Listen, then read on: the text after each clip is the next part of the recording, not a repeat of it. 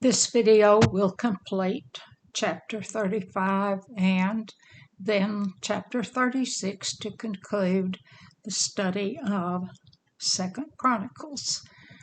The prior part of chapter 35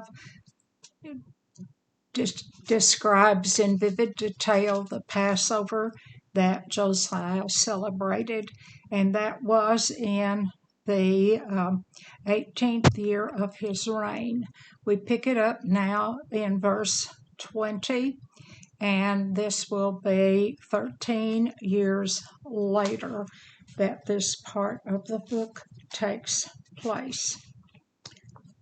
In the 31st year of his reign, verse 20, and it reads, "After all this, when Josiah had prepared the temple, Necho, king of Egypt, came up to fight against Carchemish by Euphrates, and Josiah went out against him." Okay, now we have an Egyptian king who is going to come up against. He is the Pharaoh, 25th dynasty.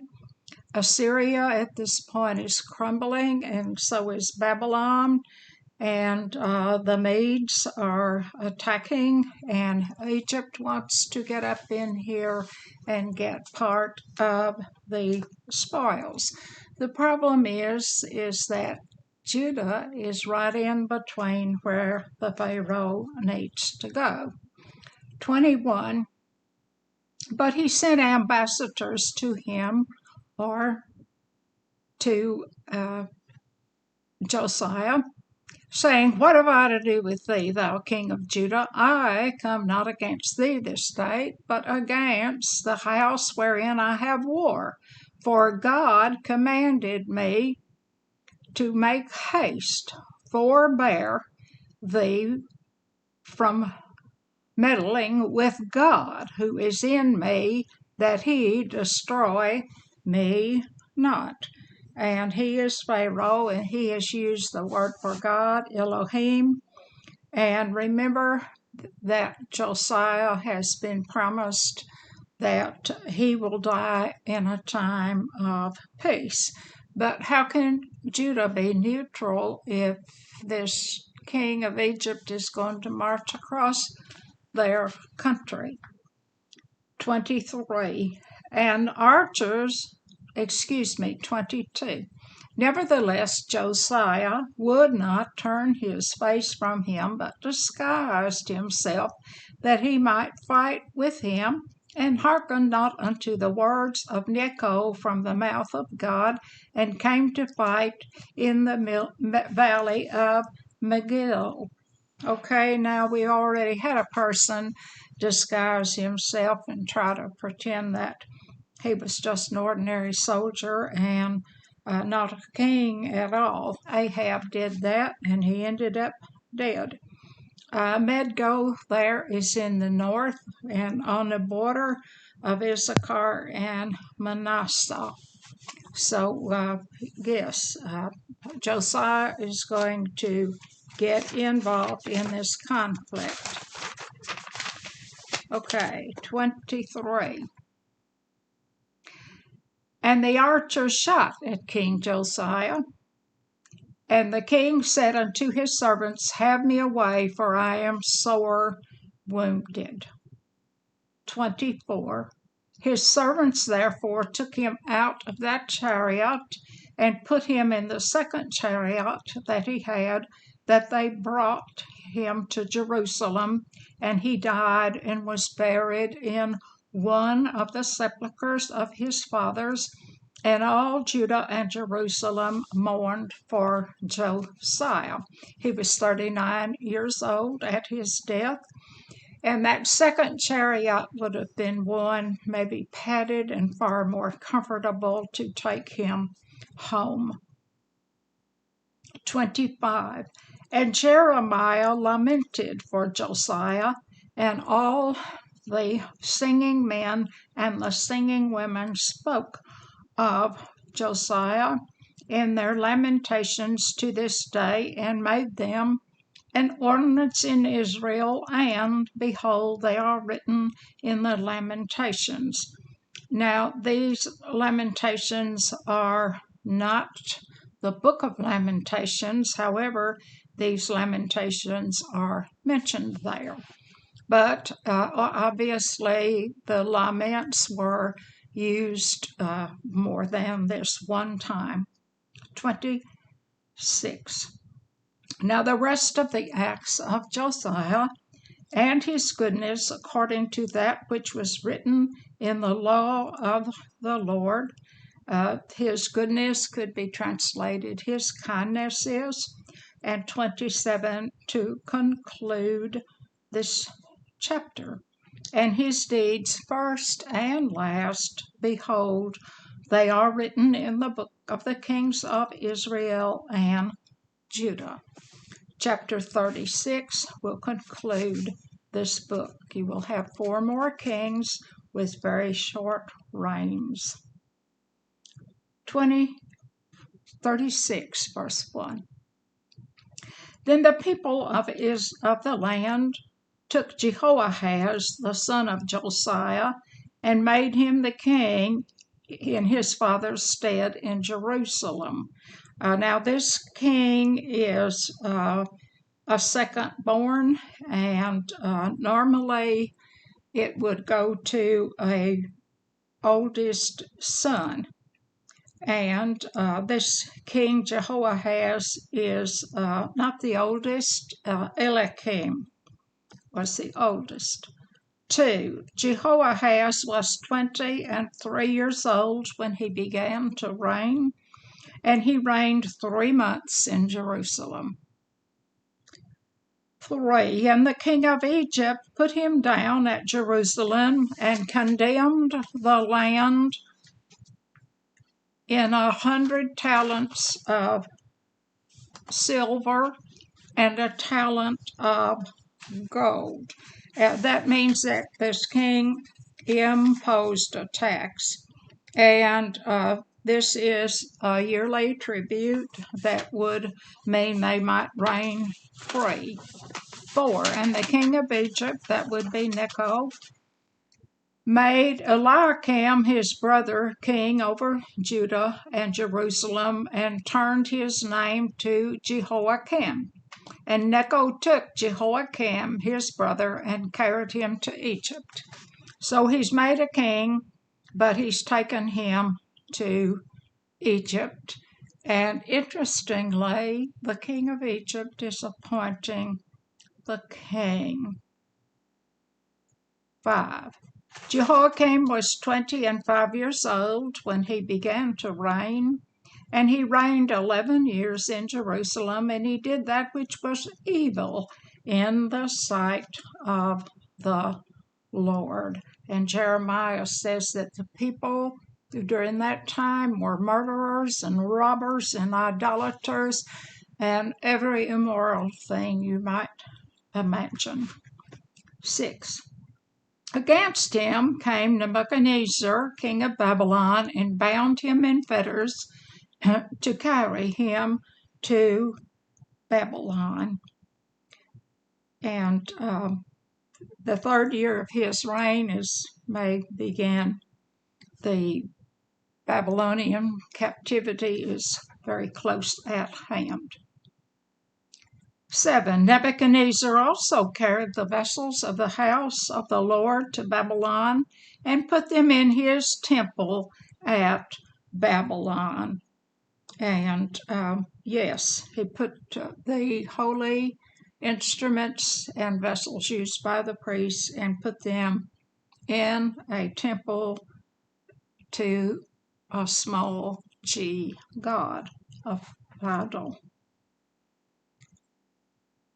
Now the rest of the acts of Jehoiakim and his abominations which he did, and that which was found in him, behold, they are written in the book in the kings of Israel and Judah. And Jehoiakim, his son, Jehoiachin, reigned in his stead. 9. Jehoiachin was 8 years old when he began to reign, and he reigned 3 months and 10 days in Jerusalem. And he did that which was evil in the sight of the Lord, and made Zedekiah his brother king over Jerusalem and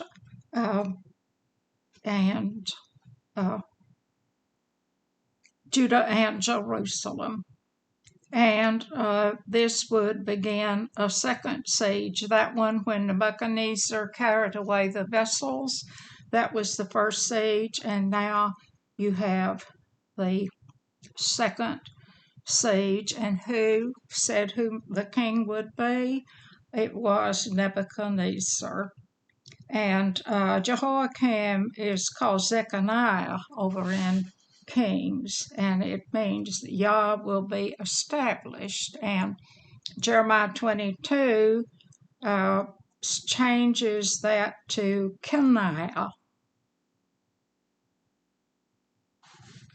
verse 10. And when the year was expired, King Nebuchadnezzar sent and brought him to Babylon with the goodly vessels of the house, and made Zedekiah his brother king. And yes, we did that verse. And as I said, second siege. Zedekiah, you will see, will be the very last king. 11. Zedekiah was 21 years old when he began to reign, and reigned 11 years in Jerusalem. 12. And he did that which was evil in the sight of the Lord his God, and humbled not himself before Jeremiah the prophet, speaking from the mouth of the Lord. So Jeremiah, whatever he says, he's a prophet, and he is speaking from the words of God, and he did not listen to Jeremiah the prophet. 13. And he also rebelled against King Nebuchadnezzar, who had made him swear by God, but he stiffened his neck and hardened his heart from turning unto the Lord God of Israel. And Ezekiel 17, we are told that Zedekiah was made to swear that he would not rebel. And then you're going to see him break that oath, and that oath was to his God. 14. Moreover, all the chief of the priests and the people transgressed very much after all the abominations of the heathen, and polluted the house of the Lord, which he had hallowed in Jerusalem. So he's polluted the house of the Lord. Morals were way down at this point in time. 15. And the Lord God of their fathers sent to them by his messengers, rising up betimes and sending, because he had compassion on his people and his dwelling place. So the Lord will send prophets and messengers to try to turn and to stop this captivity. 16. But how did they receive these messengers that God sent? They mocked the messengers of God, and despised his words, and misused his prophets, until the wrath of the Lord rose against the people, till there was no remedy. The Lord will not give another chance. 17. Therefore he brought upon them the king of the Chaldees. That is another name for Babylon, actually.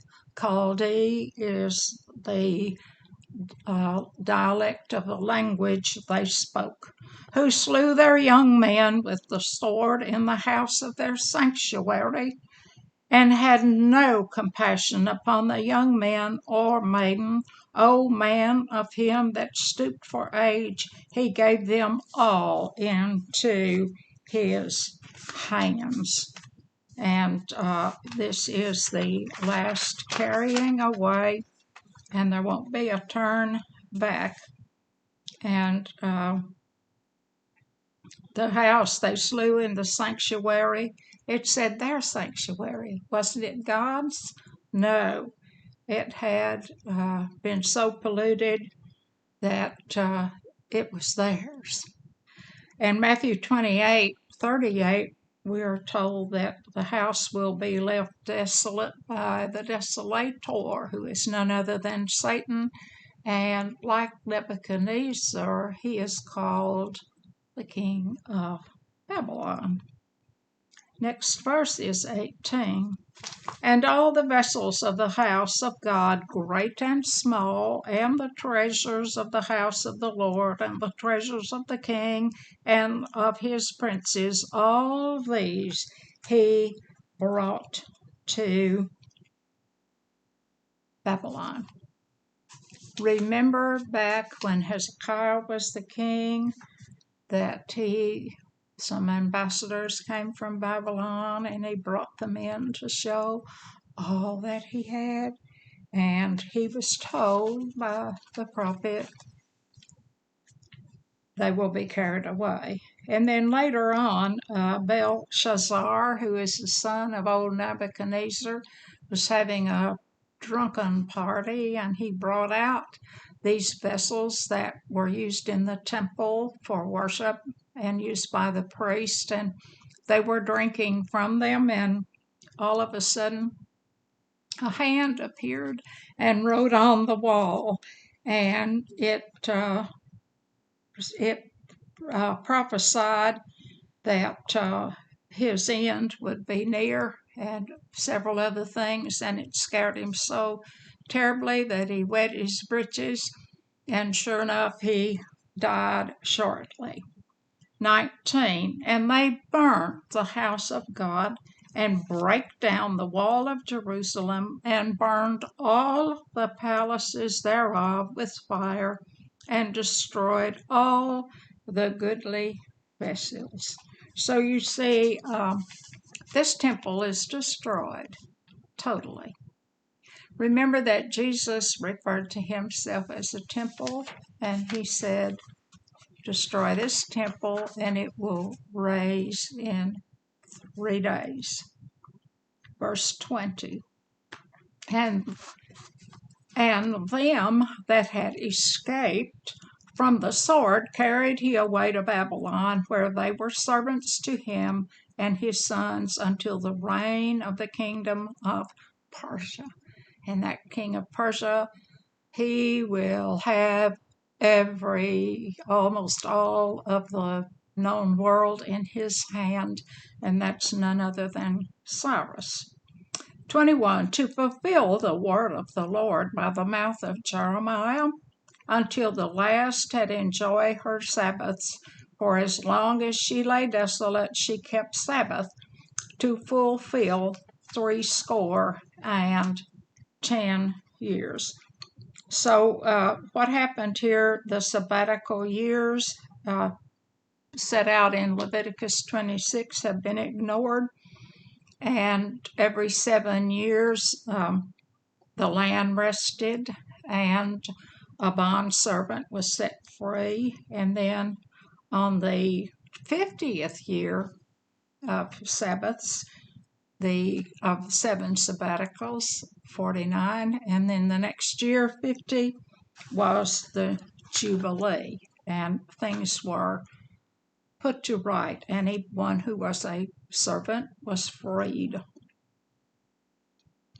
22. Now in the first year of Cyrus, king of Persia, that the word of the Lord spoken by the mouth of Jeremiah might be accomplished, the Lord stirred up the spirit of Cyrus, king of Persia, that he made a proclamation throughout all his kingdom, saying, 23. Thus saith Cyrus, king of Persia, all the kingdom of the earth hath the Lord of heaven, God of heaven, given me, and he hath charged me to build him a house in Jerusalem, which is in Judah. Who is there among you of all his people? The Lord his God be with him, and let him go up. This concludes the book of 2nd Chronicles, and we have had our last man, king, who is Zedekiah. Now Zedekiah and the sons were led away and killed. The sons were killed, rather, and Zedekiah was blinded and led away. Well, what of the daughters?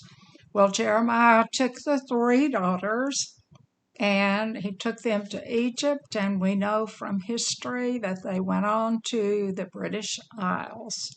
One of those daughters was named Skoda and was in modern-day Scotland. We will, in the next lesson, take up the book of Ezra, both Ezra and Nehemiah, detail the return after 70 years of captivity back into Judah. This video has been an outreach of the Essex Methodist Church in Essex, Missouri, and the Crossroads Global Methodist Church in Dexter, Missouri.